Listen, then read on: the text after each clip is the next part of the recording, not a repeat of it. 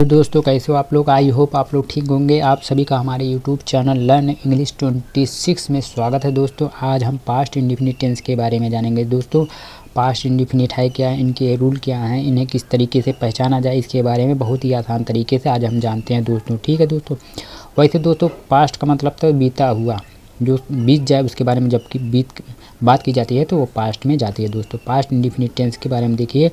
Past indefinite tense में बीते हुए समय में किसी क्रिया या घटना के बारे में बताया जाता है। एक बात क्लियर कर दे दोस्तों कि पास्ट में हमेशा बीते हुए समय के बारे में बात की जाती है। पास्ट इंडिफिनिट टेंस के हिंदी के वाक्य जब होते हैं तो उसमें कौन कौन सी चीज़ें आती हैं देखते दोस्तों। ता था, ती थी, ते थे, या, ये, ई, आ, ई आदि शब्द आते हैं। यानी ऐसा था वैसा था, यानी जो बात बीत गई उसके बारे में जब बात करते हैं तो पास्ट में चली जाती है। इनका अफर्मेटिव सेंटेंस यानी जो सिंपल होता है, सकारात्मक वाक्य होता है, उसके बारे में है। सकारात्मक वाक्यों में सब्जेक्ट के बाद वर्ब की सेकंड फॉर्म का प्रयोग किया जाता है। यानी जब पास्ट के सिंपल सेंटेंस होते हैं उसमें हमेशा वर्ब का सेकंड फॉर्म आता है। इनके स्ट्रक्चर देखिए दोस्तों। Subject plus V2 plus object, यानी सबसे पहले होता है सब्जेक्ट, उसके बाद वर्ब का सेकंड फॉर्म। हमेशा पास्ट में वर्ब का सेकंड फॉर्म हमेशा होता है अफर्मेटिव सेंटेंस में, उसके बाद ऑब्जेक्ट होता है। सम एग्जाम्पल देखें दोस्तों ताकि हमें क्लियर हो जाए पूरी तरह से पास्ट इंडिफिनिट टेंस के रूल क्या हैं। तुमने एक पत्र लिखा, you wrote a letter. Write means होता है लिखना, वर्ब का फर्स्ट फॉर्म, पर यहाँ पे हमेशा हमने कहा अफर्मेटिव में पास्ट में वर्ब का सेकंड फॉर्म आएगा दोस्तों। तो यू रोट अ लेटर, तुमने एक पत्र का। और ये भी बता दें दोस्तों कि पास्ट में चाहे सिंगुलर सब्जेक्ट हो या प्लूरल सब्जेक्ट हो, अफर्मेटिव सेंटेंस में हमेशा वर्ब का सेकंड फॉर्म ही आएगा।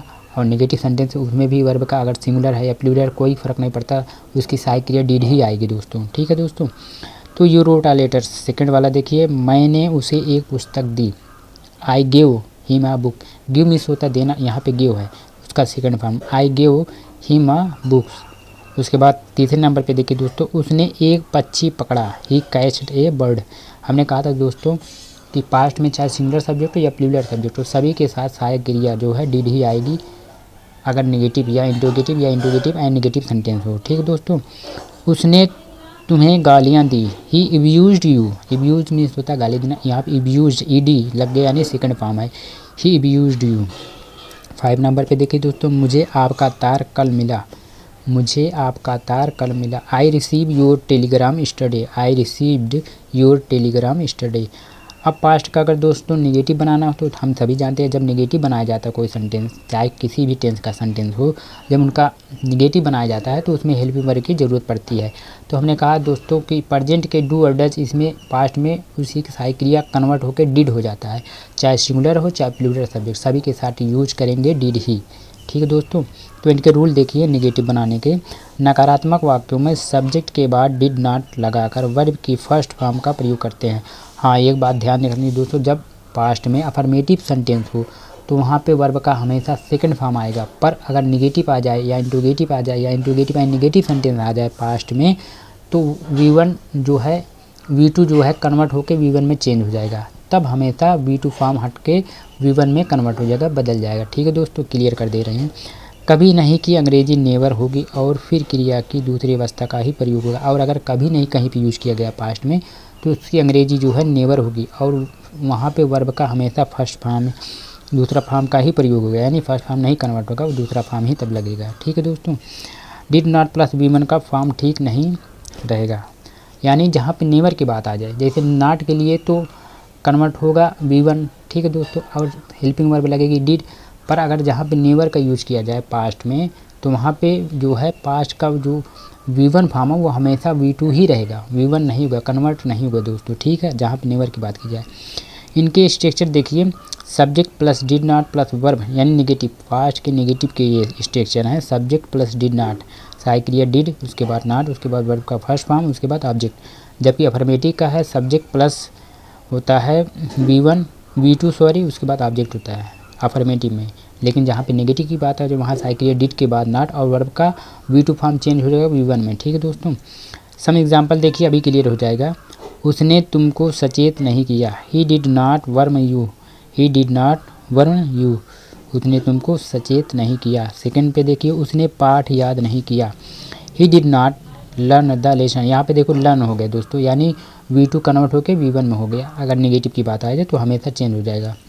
एंड थर्ड नंबर पे देखिए दोस्तों, उसने सच नहीं बोला, he did not speak the truth, he did not speak the truth, यानी स्पीक जो है फर्स्ट फॉर्म हो गया, यानी कन्वर्ट हो गया, V2 फॉर्म कन्वर्ट होकर वन में हो जाएगा। जब नेगेटिव इंट्रोगेटिव या इंट्रोगेटिव नेगेटिव की बात पास्ट में की जाए तो हमेशा V2 फॉर्म कन्वर्ट होकर V1 में हो जाएगा।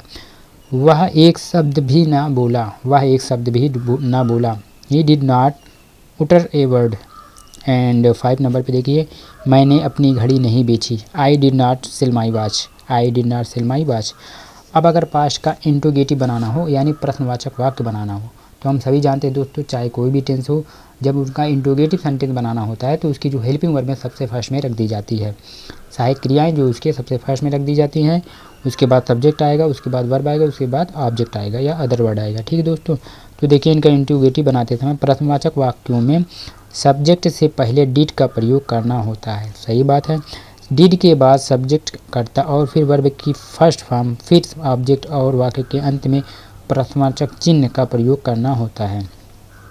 तो पास्ट के इंट्रोगेटिव जो हैं उनके जो स्ट्रक्चर हैं, ये रूल हैं, इस प्रकार है। सबसे पहले होगा डिड, उसके बाद सब्जेक्ट, डिड है हेल्पिंग वर्ब, चाहे सिंगुलर या प्लूरल सभी के फर्स्ट में इंट्रोगेटिव में डिड आएगा, उसके बाद सब्जेक्ट, उसके बाद V1, उसके बाद ऑब्जेक्ट, उसके बाद क्वेश्चन मार्क। ठीक दोस्तों, सम एग्जांपल देखिए, क्या सीता ने एक गीत गाया, क्या सीता ने एक गीत गाया, तो did Sita sing a song. यहाँ पे देखो सीता सिंगुलर है फिर भी डिड आया, हमने कहा पास्ट में चाहे सब्जेक्ट सिंगुलर हो या प्लूरल सभी के साथ डिड ही आएगा। ठीक है दोस्तों, उसके बाद सेकंड वाला देखिए, क्या आपने एक पुस्तक खरीदी, did you buy a book, did you buy a book. And third number पे देखिए, क्या राज ने झूठ बोला, did Raj tell a lie, did Raj tell a lie. उसके बाद 4 नंबर पे देखिए, क्या राजू ने सीटी बजाई, did Raju blow a whistle, whistle. And 5 number पे देखिए दोस्तों, क्या तुम वहाँ समय पर पहुँचे, क्या तुम वहाँ समय पर पहुँचे, did you reach there in time. अब इन्हीं का अगर इंट्रोगेटिव निगेटिव बनाना हो यानी प्रश्न भी किया जाए और ना का भी यूज किया जाए तो ऐसे सेंटेंस में पास्ट इंडिफिनिट टेंस में क्या होता है या पास्ट सिंपल में क्या होता है, प्रश्नवाचक नकारात्मक वाक्यों में डिड का प्रयोग सब्जेक्ट कर्ता से पहले होता है, डिड के बाद और फिर नॉट लगाते हैं, फिर वर्ब का फर्स्ट फॉर्म का प्रयोग होता है और वाक्य के अंत में प्रश्नवाचक चिन्ह का प्रयोग करना होता है। इनके स्ट्रक्चर देखिए दोस्तों, इंट्रोगेटिव एंड नेगेटिव के पास्ट के सबसे पहले होगा डिड यानी हेल्पिंग वर्ब, उसके बाद सब्जेक्ट चाहे सिंगुलर या प्लूरल, उसके बाद नॉट, उसके बाद वर्ब का फर्स्ट फॉर्म, उसके बाद ऑब्जेक्ट, उसके बाद क्वेश्चन मार्क। ठीक है दोस्तों, सम एग्जांपल देखिए तो क्लियर हो जाएगा। क्या वह बाज़ार नहीं गई, क्या वह बाज़ार नहीं गई, did she not go to the market, did she not go to the market. And second वाला देखिए, क्या आपने मेरी प्रतीक्षा नहीं की, did you not wait for me, did you not wait for me. And third number पे देखिए, क्या उसने तुम्हें डूबने से नहीं बचाया, क्या उसने तुम्हें डूबने से नहीं बचाया, did he not save you from driving, did you not save you from driving. And last और 4 नंबर पे देखिए दोस्तों, क्या उसने खेलों में भाग नहीं लिया, did he not take part in games, did he not take parts in game. तो दोस्तों हमने देखा कि पास्ट जो इंडिफिनिट टेंस या सिंपल पास्ट में जो इनकी हेल्पिंग वर्ब है डिड है, चाहे सिंगुलर हो चाहे प्लूरल हो सभी के साथ डिड का यूज करते हैं। यहाँ पे सिंपल सेंटेंस में डिड नहीं लगाते हैं और वर्ब का सेकंड फॉर्म का यूज करते हैं, पर जहाँ पे निगेटिव या इंट्रोगेटिव नेगेटिव की बात आए वहाँ हेल्पिंग वर्ब लगाते हैं और वर्ब का फर्स्ट फॉर्म जो है चेंज हो जाता है, वो V2 बन जाता है, V1 बन जाता है, V2 से चेंज होके।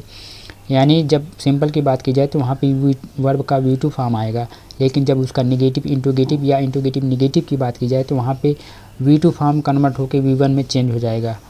ठीक है दोस्तों, और अगर नेवर का यूज़ किया जाए कहीं पे तो उसका जो है V2 फॉर्म ही रहेगा, V1 नहीं होगा दोस्तों।